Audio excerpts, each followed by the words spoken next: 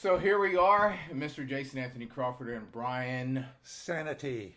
There it is. You see how I said that with a little bit extra greetings or extra umph to it. So, again, we're over here having some regular conversations, and this is a forum just pretty much so everyone could just come together and talk. Two people from two different walks of life, coming together and just having difficult conversations. We're going to start this off by reading something sent to me from my buddy Blue. Yes, that world famous Blue, the manager of all the urban, I think that's the correct way to say it, all the urban artists. Blue sends me this. He said, maintaining a professionalism in the age of Black Death is a lot. And it was just pretty much saying, for those of you who are tired of reading about racism, tired of black and brown, bodies, everybody's complaining about it. And just imagine how people are getting upset that people are complaining about it. And I'm paraphrasing. So there's a lot of people that now I'm afraid of hearing the Black Lives Matter movement. They're afraid to hear the hashtag. They're not afraid. Let me rephrase that. They're upset when they're hearing these different monikers and things of that nature. And he was saying that people are pretty much tired of watching the same white people be more upset about those that are protesting racism than those that are opposed to racism, the racist acts themselves. So to give you an example, people are more upset at people opposing and marching than the racist acts that are happening to these people. And I apologize that I messed it up, but it is what it is. It's California, it's kind of hot, the sun's on me. But we just want to start up with saying this.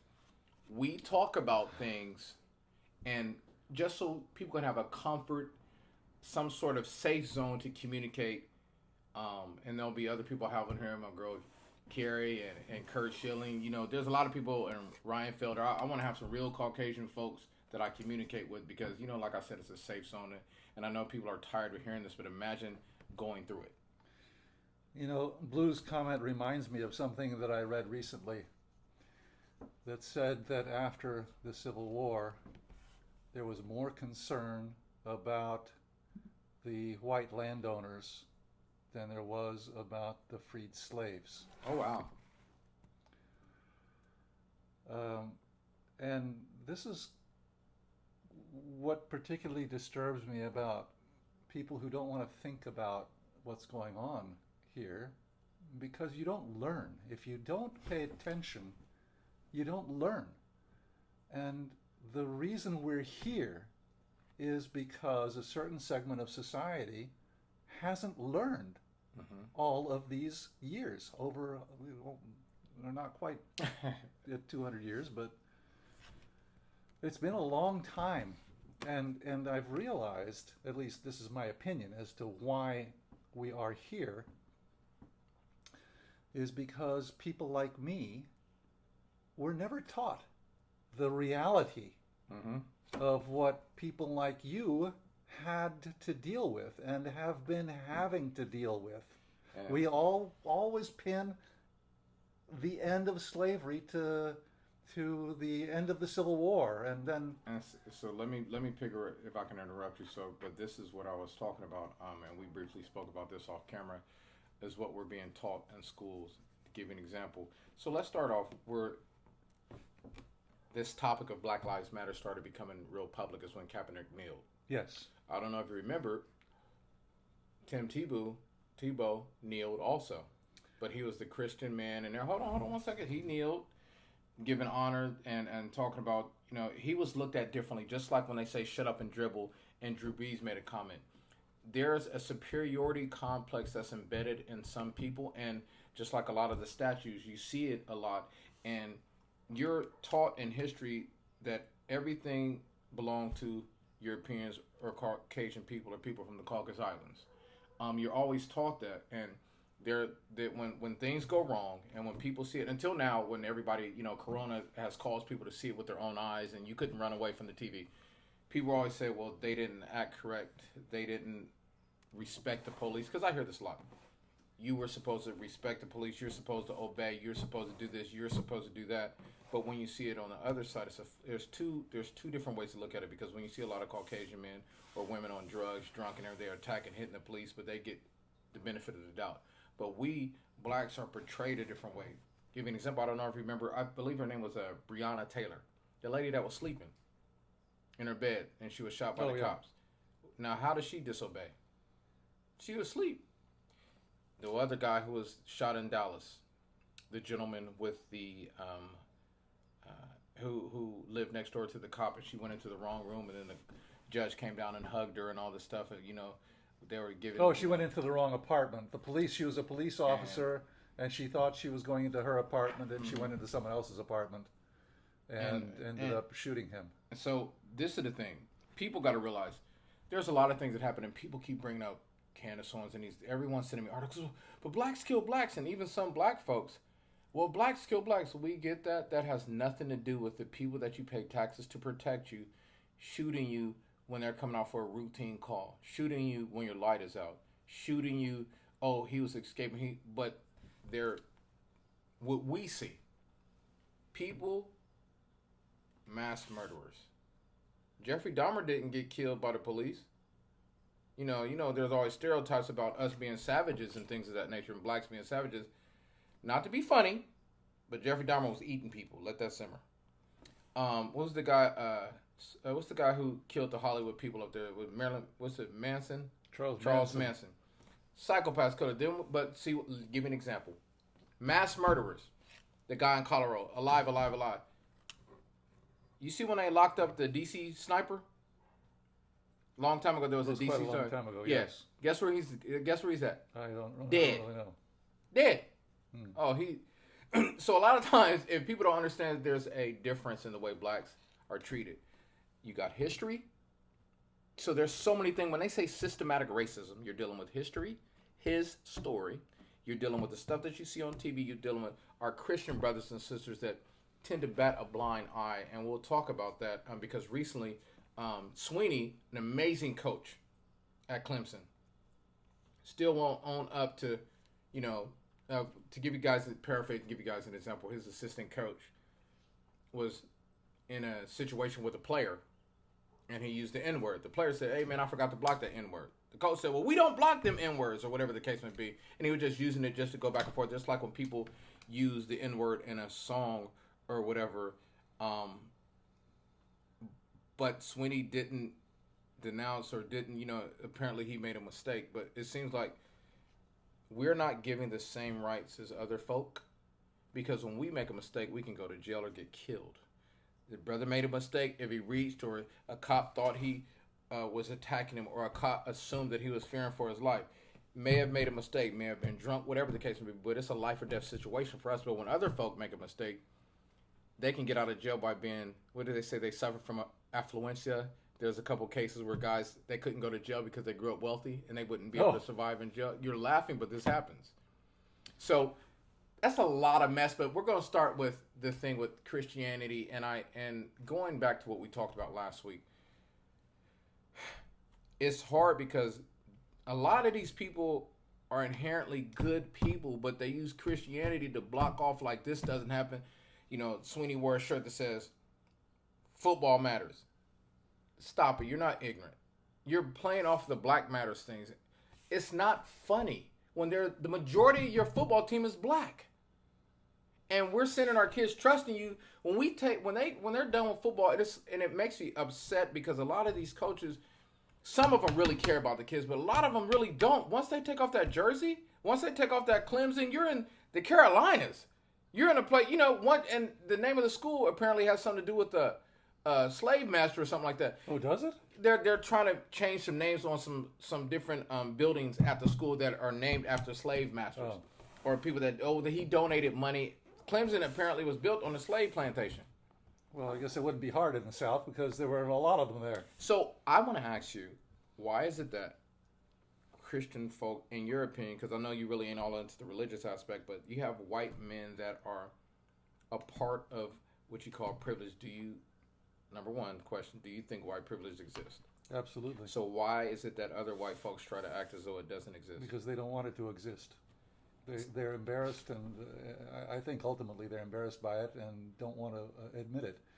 But this goes back to my discussion about history. Yeah, because It's I'm the- sorry, I'm all over the place, but there's a lot to talk about because we're going to talk about NASCAR, we're going to talk about me sweating and all this good stuff, but go ahead. But History. the history that we're taught in schools, and frankly, if we're talking about defunding anything, what we should be doing is defunding the history departments in high schools. Oof. Um, You notice that he said that and not me. I don't want no one knocking at my door. Free the people, all that good stuff. Why do you say that? Well, Why do you say a that? very significant part of American history is rooted in slavery, Yeah. and it is ignored in the history that we're taught in our schools. And by ignoring it, what we're doing is we are creating people, we're having kids grow up ignorant of the reality of the situation and therefore unable to understand why we face the things we do in this society. We created And, them. and, Well, not and, we. and now you're talking about people 30, 40, 50 years old who have absolutely no idea about any of the racial history in this country, and they get upset that people are complaining. The Ooh, attitude that's is taken. The attitude is taken. You could have worked hard and done this and done that and made something of yourself. You don't have to be a criminal. You don't have to be. They don't understand that people like them, in decade after decade after decade, tried to keep people of color out of society. Because Didn't give them the opportunities, didn't give them the education. And to give you an example, so when you're talking about the history aspect, imagine growing up, because I remember I got in trouble in high school when I had asked why they were talking about the wars and everything, and then I read something about the black pilots that were in one of the wars, and World War II. Yeah, and so they were like, well, Jason, that's just a small part of. I'm like, but you got to realize, every time we talk about something, we're always considered to be slaves. I want to hear some positive stuff, and they're always talking about, well, you should read up on that. And a lot of times, teachers may not be equipped. They may not know themselves. It's not part of the curriculum. There it is right there. But so what? This is the thing. I wonder, because they talk about slavery. You have some people out there. They always bring up the Holocaust. They bring up, I think the what we were talking about earlier, the Irish, or what was it? The other people, the Irish after Irish that were brought up in indigenous service and are impacted. And people were like, well, they may have suffered more than blacks. Irish people are doing good now, and Jews are doing good. You got to realize something. Blacks were not considered human, and then there would be jealousy issues in history. You're not taught that. I didn't even know that they used to, I knew that they hung and treated blacks bad, but when they came out with certain movies and you saw what they did, they would have blacks fight and get eaten up by dogs and for people's entertainment. Yeah. And they always talk about how black folks are savages. I don't understand, because when Europeans came here, the Indian people were nice to you guys, teaching you guys how to yield the land and all this stuff, and then y'all went on a rampage killing folk, and then gave them a little small piece of land, and then took it, and then you all talk, and then but it's just like when you all gave blacks the opportunity to have some land in Tulsa, Oklahoma, and they thrived, and y'all took that. So when I say you all, I don't want people to take this this Personal. white and black stuff, and do not take it personally at all. This is just history. These are facts. And so, to give you an example, they always talk about Hitler. Right? Hitler. You never see any Hitler statues anywhere in Europe. I've been over there. You don't see it.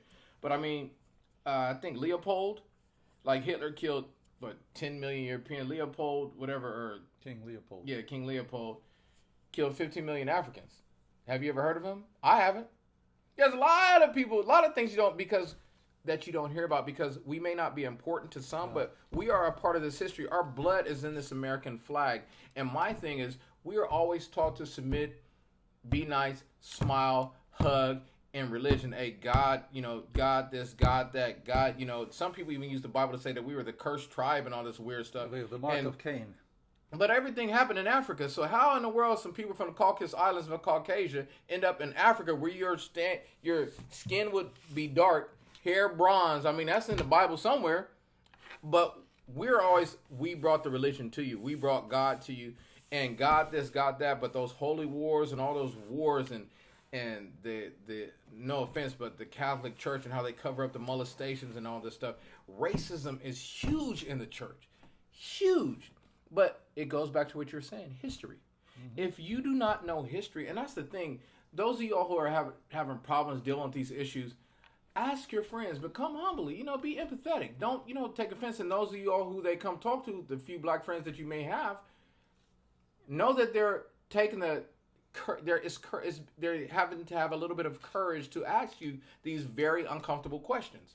Like, you don't care, Brian. You'll ask anything, but some people are not built like you.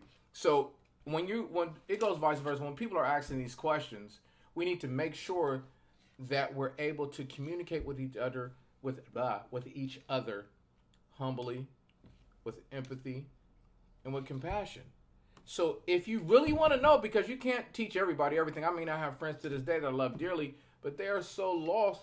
But then when you look at them, they're really not that educated, and they came from hardened backgrounds, like a lot of white folks that are poor. That, oh, well, I made it because of this and this and this. I grew up poor like you. Dude, you're white. I remember I used to tell my buddies like this. I used to say, I want to be an astronaut. And they used to laugh. I said, you laughing, but you could be an astronaut. And I used to say, well, okay, I'm going to be the president. Man, Jason. And I used to crack up. So when Obama became president, I was like, whoa, that's a shock. But then we had to deal with issues of him, him not getting. And this is a part of what he's talking about, history. Everything Obama tried to pass, they blocked, Democrats and Republicans. So when you're talking about the aspect his race became an issue during his tenure as president, which was unfortunate because it really diverted the discussion from what it should have been. Man, you had your president walking around here talking about he wasn't even an American and all this stuff. Yeah. Dude, Trump didn't even serve in the military, bro.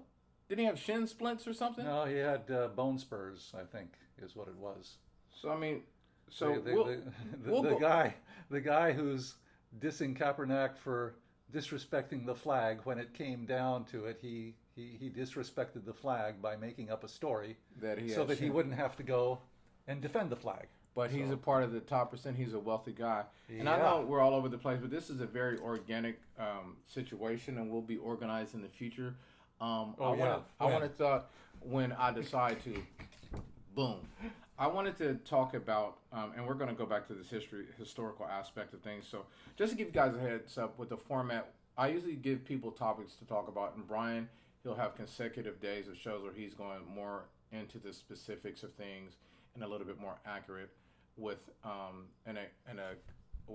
having a more accurate representation of history.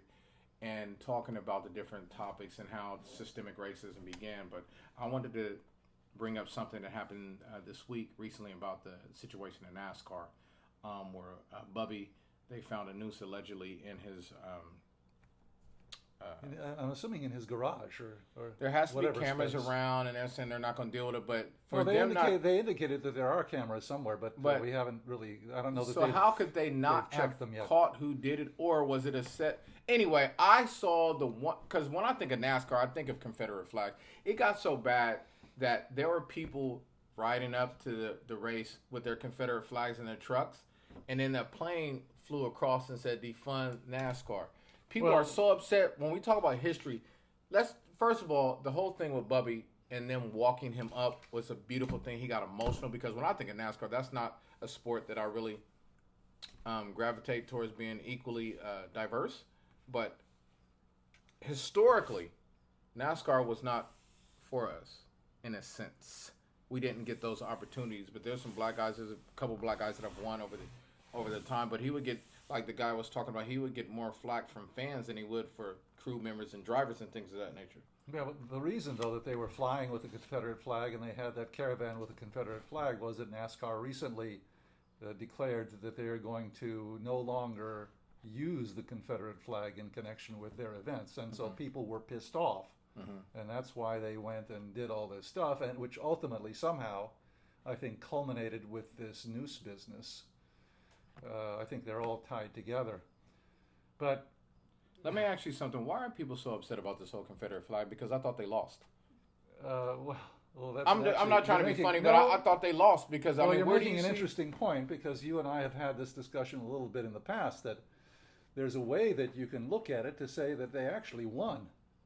True. In a strange kind of way, because those electoral votes. Yeah, the electoral votes. And if you look at what used to be the Confederate States, they have a tendency to vote as a bloc. So what the North ended up doing is they kept, as part of the Union, a large segment of people that totally disagreed with their way of thinking. So now you have, and as time has gone on here, the polarization has become worse, it seems. So you have two camps of very different people stuck together in the same country. And the thing is, why? So let me ask you something. Because you still have people that want to control, apparently, allegedly rather, there's always going to be that segment of folk, Caucasian folk, that feel that they're entitled to everything. The president that you brought up, the last president, I think, that he went independent. No, it was the last. It was George Wallace. He was the last third-party candidate. Who got any electoral votes in 1968 in the 1968 election. And his whole thing was the Confederate segregation. It was segregation. And what year was that? It was 1968. So he won four or five Southern states, Confederate states. In 1968. In 1968. That's close to the 70s. You think? So it's just amazing to me. You know, the funny thing is, the older you get, the shorter time periods seem. And I'm at the point I'm thinking, 1968 wasn't that long ago. At all. And here we have states that voted for a segregationist. Most of the people who voted, there were three candidates. So the guy who got the most votes of those three candidates in 1968 was a segregationist. Why do you sound shocked? This is your part of your people, bro. It's just amazing to me that way of thinking was so prevalent so late or in our history, or so soon before. So today. Let me ask you this: why is it so amazing to you? Because when that's when you say it's amazing to you, you are really looking at things from a different lens. Just like we look at the American flag and kneeling from a different lens. When I say we, people of color, just like when I look at KKK, and then white folks look at BLM, there's more anger about hashtag BLM than actual KKK. That's an actual terrorist group. Why is it that there's so much emphasis? Oh, well, this group is paid by such and such, or this group, it's a movement, and people are worried about a hashtag. A lot of my Christian friends are worried about a hashtag instead of look at what's in front of you that you saw with your own eyes. Address the issue. Right. Don't address the letters. Because if you look at it, those KKK letters, they don't affect you. When people say KKK, oh, that's a bad, those are bad initials, they don't even look at it. But when you say hashtag BLM, wait a minute, Black Lives Matter, all lives matter. All cancers matter. All hair loss matter. All blood pressure and anything affliction that deal with the body matters and things of that nature. It's, again, Black Lives Matter also. And for those people out there that are, hey, this guy agrees with us. This black gentleman, this black gentleman agrees with us, because there's a lot of videotapes of guys there. He's a patriot. He agrees with everyone wants to gravitate to somebody that can be paid to say something. There's people out there that can be paid, and there's also people that are misguided and not as intelligent as you think. Now, Candace Owens is intelligent, but she's kind of ignorant at the same time. Let me give you this my idea here about patriotism. Uh-oh. Patriotism, to a large degree, is what I call a false flag. It is marketing. It is what we are sold, so that we go and do things in the name of the country that we wouldn't ordinarily do. And there's one particular example that comes to mind, and that is back in the days of the Vietnam War, which was the era in which I grew up. Real quick, Vietnam War stopped. It ended in early 70s. Yeah. But in the late 60s, it was going on in the late 60s. And as the war went on, those who had to go and fight started to push back. Some of them. There was unrest on the college campuses, and there were a lot of demonstrations against the war. Kent State. A few students were killed at Kent State. Real quick, you guys need to go see that movie Five Bloods. It's about the Vietnam War and African Americans in the Vietnam War. Spike Lee thing, Netflix plug. Okay, go ahead, Brian. Kent State event was one of the reasons, or in fact the reason, that I didn't have final exams in the second term of one of my years. My first 2 years at college, I didn't have final exams. And where'd you attend school at? At Cornell University. Oh, look at you, Cornell. The first year The black students took over the student union. What do you mean And, took over? well, they Had a occupied the sit-in? student union. Yeah, kind of like that. Um, And this and is then at Cornell. Y'all had black students. yeah, That's and then the second year was Kent State, and there was so much unrest associated with that we didn't have final exams again. But anyhow, getting back to my point here about this patriotism thing. Of course, the conservative types pushed back against those who were demonstrating against the war, and there was a saying that they started using. The saying had come from before, and that was, "My country, right or wrong." out. Basically saying, I don't care how messed up we are, because it's my country, I'm going to support it. Now, how stupid is that? But let me finish, Jason, before you jump in here. They actually didn't, they only took part of that quote. There was an old quote called "My country, right or wrong," but it finished with, "When right, to keep it right, and when wrong, to make it right." They conveniently left that off to demonstrate how patriotic they were, because they didn't give a damn about if their country was wrong. They're going to support it anyway. Now, to me, that is the worst kind of idiot. So, real quick, as you see, Brian is very emotional about stuff he believes in, but these are facts, and this is why we're talking about history.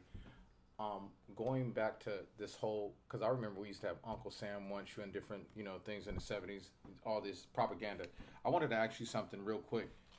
That whole, the mindset of patriotism, being a patriot, a lot of these people ain't served in the military. No. And it's funny because people talk so much about patriotism, but there's a human decency situation that we tend to forget about. So I wanted to just briefly go over some things that I wanted to ask you in regards to stuff in history. I'm gonna ask you about 5 questions, just real quick, and then we're gonna talk about some other stuff. You actually made an excellent point right there. Go ahead. What? Tell me. You're scaring me. This business about human decency. Maybe we should be pushing human decency and not patriotism. Ouch. Don't knock on my It door, should be federal government. the new theme of the country, Human decency. Let me ask you something. courtesy of Jason Crawford. In school, did you ever learn about Helen Keller?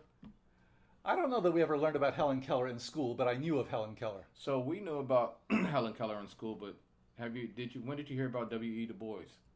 Never. Okay, let me ask you another question. You learned about all the Watts you were around when the Watts and the L.A. riots, right? Yes. But you just not heard about Tulsa, Oklahoma, or I'd Wilmington? never heard of Tulsa, Oklahoma You ever- until that- there was a movie that was done a few years ago. That was the first Okay. time I ever How heard of about- Tulsa, how about- Oklahoma. How about, did you know that George Washington's dentures were made from wood rather than the teeth of slaves? I think I did know something about his Let me give you some dentures more. being made of wood. They push more so about the black ghettos. So, this is just getting up because you're a little bit older than I. We hear more so about black ghettos, Comptons, and all this stuff instead of Black Wall Street. Oh. And did you hear? Have you ever heard about the New Deals, but not the red lining? You know what the red lining is? Well, I think redlining was to keep black people from Never knew moving about into that, a huh? given neighborhood. Oh, I knew about that. Okay, how about Tommy Smith's fist in the air at the 1968 Olympics? Oh, I saw that actually. But not that he was sent home the next day and stripped of his medals. What? No, I didn't hear about that. How about this? This is some historical facts. It may be right, wrong. You guys got to look into it. So what I'm doing is just creating dialogue. Brian will go more in depth. You learned a lot about black crime, but white criminals were never lumped together and discussed in terms of their race. No. How about states' rights as the cause of the Civil War, but not that slavery was mentioned 80 times in the Articles of Succession? Secession. I know that there are those who kind of support the Confederate cause, who like to talk about the real reason for the Civil War Gotcha. was state rights. So when you look and at they this, like to ignore the fact that slavery had a lot to do with it. So what about privileges having history rewritten so that you don't have to feel uncomfortable about these particular facts? Well, I think that that is exactly what's been done, and that's why I'm saying that the high school history that we're taught really does not do anything to help us understand and address the social ills that we have and that have been created by our ancestors. And racism is perpetrated by these people that do not want to look into the history that is his story. This is the stuff that they wrote. But if you look deep into it, you have those aspects of patriotisms, those topics let me explain something to you. A lot of these forefathers, and people are talking about the statues and everything getting torn down. When you see Confederate, that is straight up saying separate, segregated Confederate flag. I used to love the Dukes of Hazzard, No, and then I found out saying I support a system that encouraged slavery. And the Confederate flag has always bothered me. And Why? I never really thought about it, but it was kind of that, why are we glorifying this disgusting period in our history? Why do people think it's a wonderful thing that their ancestors owned slaves and wanted to keep them? But I want to read you a little something here. Go ahead and do your reading. An article. It says a Connecticut fourth grade social studies textbook falsely claimed that slaves were treated just like family.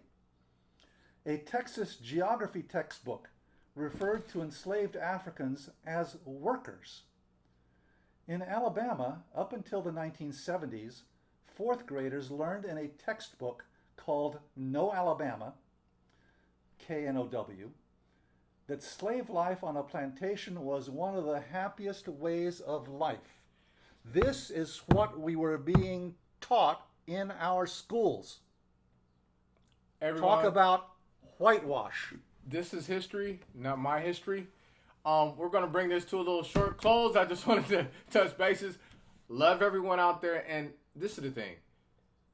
I have a lot of folks out there. I'm seeing different posts and different things of that nature regarding how everyone's uncomfortable about this topic. But again, imagine living this life of being ridiculed and looked at a certain way. And when you guys talk about this whole black on black crime, you got to realize why this was even there to begin with. When you do not give people opportunities, education, equal pay, things of that nature, you tend to lump people in some and move them to a certain area. You're going to commit crimes with those who are around you. When people say, hey, but they're committing crimes, they don't have anything else to look forward to usually. So to give you an example, when liquor was illegal, a lot of these wealthy men, a lot of them, started their organizations off of illegal dwellings, selling liquor. That was illegal back in the days. Right. Now, to give you an example, and we'll go back into that eventually, just like with the marijuana trade, which is $1 billion industry, there's a lot of black folks out there, black and brown people and Asians and Polynesians that are in jail for selling of marijuana. But I'm going to let Brian say something real quick. But again, just want to bring my stuff short and sweet. You all pay attention. Brian has a Sanity Squared. He's going to have his YouTube channel, and he's going to have, there's a lot of stuff that we've already done. So you guys going to a large dose of Brian and his accuracy. So I want Brian to say, what do you want to say about? Again, you touched on another subject here that kind of leads into a whole lot of other stuff, but just think about this. Alcohol consumption is legal. Marijuana smoking is not. Both of them make you high. Cigarette smoking is legal. Marijuana smoking is not. Cigarette smoking is bad for your health. It's all about the money. Of course. It's all about marketing. So being in which is all about money, so there was an opportunity, and we have to go, because I know a lot of people that are into the marijuana aspect. They're making it legal now, and people are getting wealthy, but the people that are in jail, they're not even able to come out and get permits and things of that nature. And this goes back into the policing business and being paid for arrests. And like I said, there are so many things we are ignorant about that mess up our society. I love everyone. We will see you all again. Get ready for Sanity Square. He has Kenneth Crouch this week. Amazing pianist Kenneth Crouch on his show. And then he has Christina Jogalev. I hope I'm saying that right. An amazing natural healer. He has some good people coming up on his show that we're producing. Again, stay safe, stay intelligent, smile. Don't be afraid to talk to your friends and the people close to you and let them know that you care and you're being empathetic, and just smile, because we have to live like this. This is the stuff that you all are seeing, and the uncomfortableness of answering these questions. Imagine being an African-American man that used to play football and you take the jersey off. You're no longer a football player. You're an African-American man that is scary. scary.